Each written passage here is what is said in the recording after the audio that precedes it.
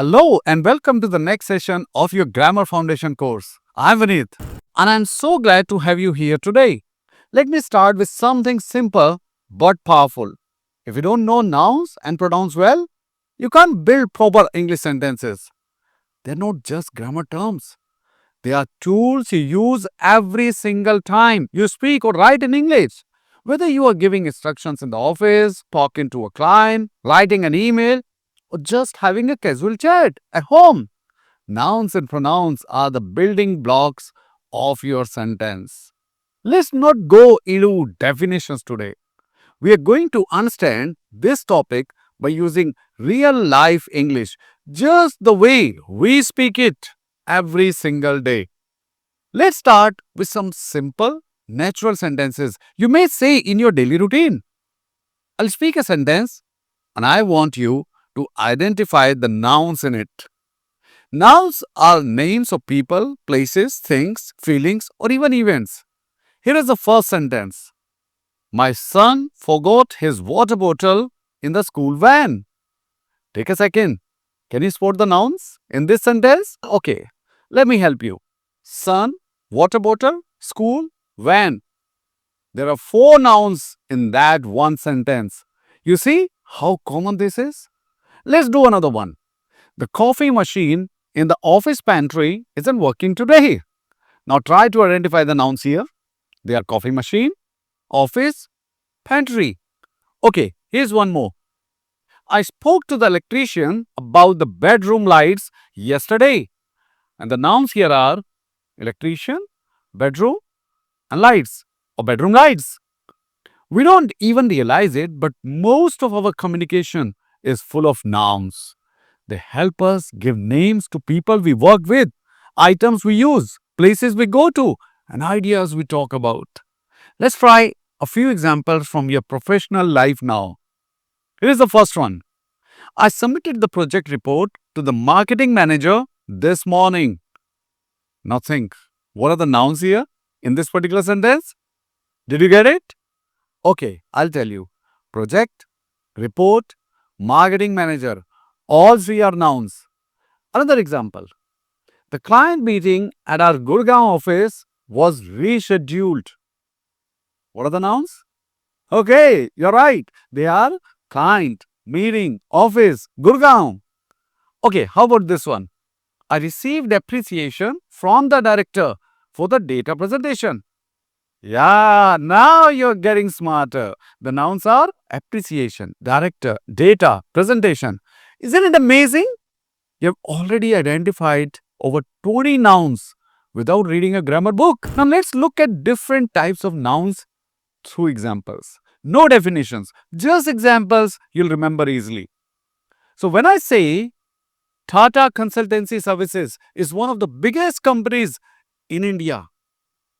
Yeah, there is a proper noun here. Can you spot that?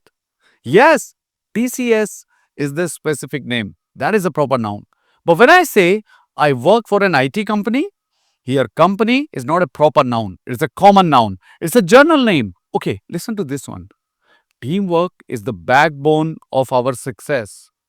Do you find any abstract noun here?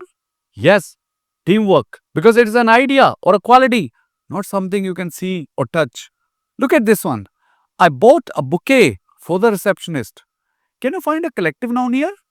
Yes, you got it right. Bouquet, because it refers to a group of flowers. And how about this one? Books are lying on the desk. Books is a countable noun.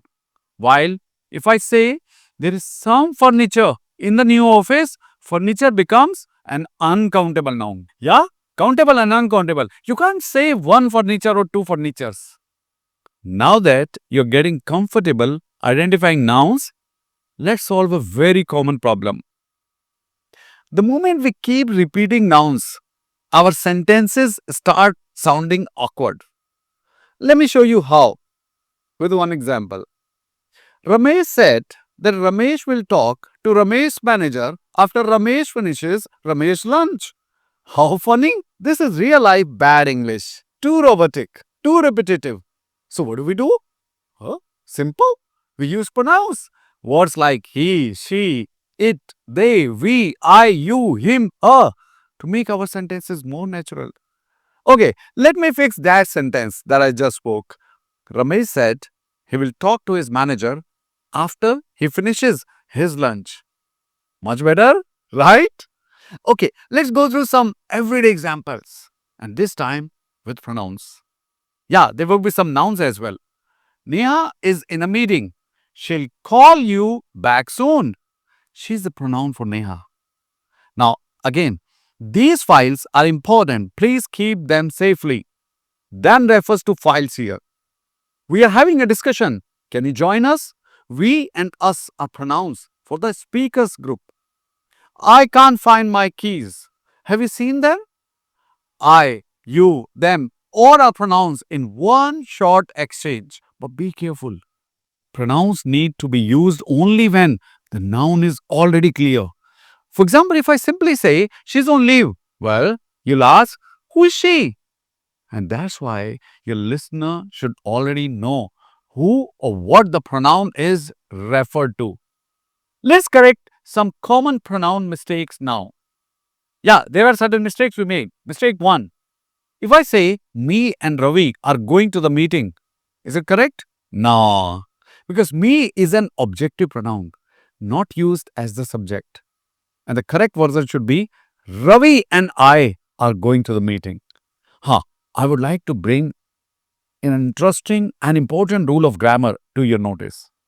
When more than one noun or pronoun comes together, we use the rule 2, 3, 1 while arranging them, which means we first use second person, then we use third person, and in the end, we use first person. Now, since we have Ravi and I coming together in the sentence, we'll use Ravi first as it is third person, and then we will use I, which is first person. So we can't say I and Ravi are going to the meeting. Instead, we will say Ravi and I are going to the meeting. Interesting, isn't it? Let's now talk about another common error. Each participant should submit their document. Now, this may sound wrong, but this is acceptable in modern usage only. But traditionally, you would say each participant should submit his or her document. Or better, rephrase it. All participants should submit their documents. And this one you hear a lot. Myself will handle this. Well, that's incorrect. The correct way of saying the same thing is I will handle this. Now let's apply all this to real life work settings. Pay attention to how seamlessly nouns and pronouns are used in our daily life. For example, when you are introducing someone, you say, this is Sneha. She handles our sales operations. Or that is Harsh. He's our data analyst. In email communication, we use the file is attached here. Please go through it and let me know your thoughts.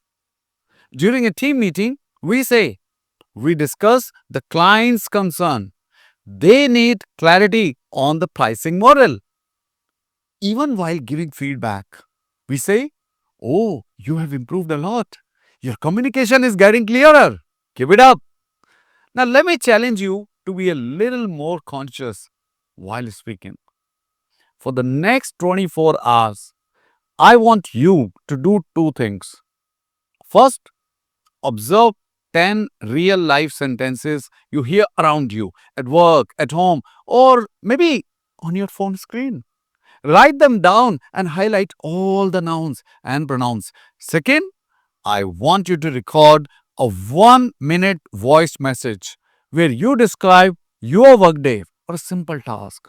Use at least 8 nouns and 6 pronouns in your speech. Play it back and notice how smooth or awkward your sentence flow is. And that's where your growth begins.